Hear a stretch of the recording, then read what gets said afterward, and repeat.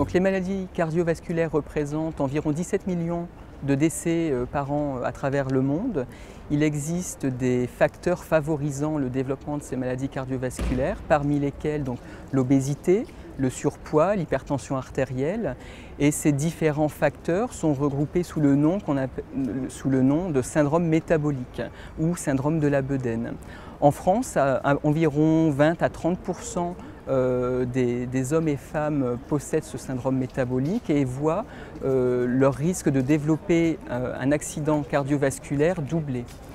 Le but de notre projet de recherche s'inscrit justement dans l'étude des maladies cardiovasculaires au cours du syndrome métabolique et nous avons pour but de mieux comprendre les mécanismes et de trouver de nouvelles molécules pouvant améliorer le pronostic de ces patients.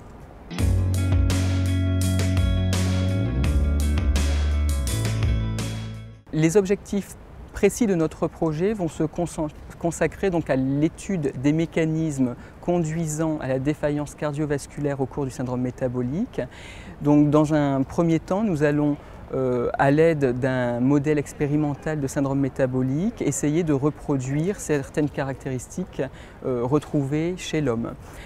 C'est le premier but donc de reproduire ce que l'on voit chez l'homme, chez l'animal.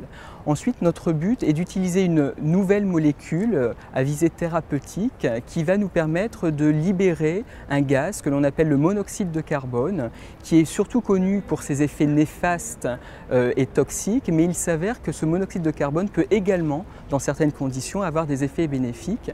Et donc, pour libérer ce monoxyde de carbone, nous allons utiliser des molécules qu'on appelle les CORM, molécules libérant le monoxyde de carbone. Donc, le but est d'utiliser ces molécules et de voir si, grâce à cette molécule, on va améliorer la fonction cardiovasculaire de nos animaux en syndrome métabolique, de voir si ces animaux sont capables d'avoir un exercice physique plus important, de voir également si leur production d'énergie cellulaire permettant au cœur de se contracter a toujours lieu. Et enfin, nous allons essayer de mieux comprendre les mécanismes sous-jacents liant le syndrome métabolique et la défaillance cardiaque.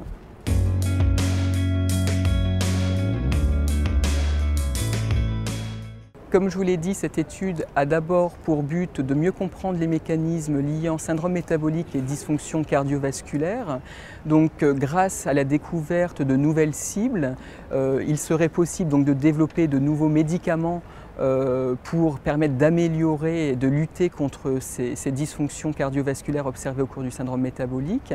Et ensuite, la deuxième partie de cette étude concerne l'utilisation de molécules libérant le monoxyde de carbone. Donc, on espère par exemple montrer chez l'animal que ce monoxyde de carbone va améliorer la capacité à l'exercice de ces animaux à syndrome métabolique. Donc, on peut espérer utiliser cette molécule chez l'homme en tant qu'adjuvant thérapeutique pour permettre à l'homme de retrouver une activité physique. Et bien sûr, on peut également espérer que cette molécule qui va avoir des effets bénéfiques sur la fonction cardiaque lors du syndrome métabolique puisse être extrapolée à d'autres pathologies cardiovasculaires, par exemple l'infarctus du myocarde. Et donc, on espère pouvoir utiliser cette molécule dans le traitement, par exemple, de ces pathologies.